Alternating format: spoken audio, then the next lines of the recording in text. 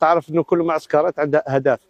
الهدف الاول والاخير هو انه نكونوا حاضرين مليح للمباراه الجايه اللي هي ضد البوطان يوم 18 شهر. وتعرف من ايام فيفا كي تبدا ايام فيفا اول هدف هو تجميع اللاعبين بفترات حتى تكون التشكيله وندخلوا في المهم والاهم هو التحضير التام للمباراه ان شاء الله اللي راح تصير يوم 18.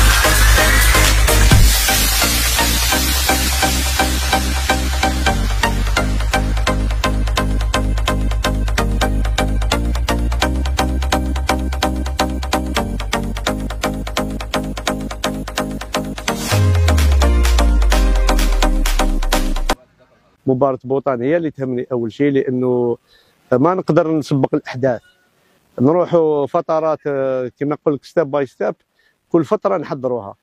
رانا نحضروا مباراة بوطان، نحضروا اللاعبين هيئون في أحسن هيئة وفي أقصى إمكانيات تاعهم البدنية التكتيكية والذهنية باش المباراة هذه نفوزوا بها ونتغلبوا بها. وبعدين لكل مقال مقال كما يقول المثل.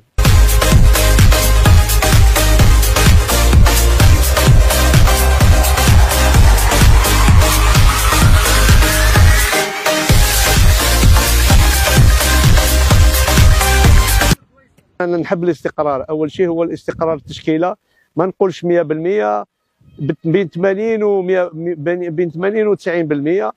للاسف الشديد اللاعبين المحترفين هما في نشاط، ولكن اللاعبين اللي هما في اليمن مش في نشاط 100%. ليش؟ التركيز راح يكون اكثر على اللاعبين يكونوا منافسين في الدوريات.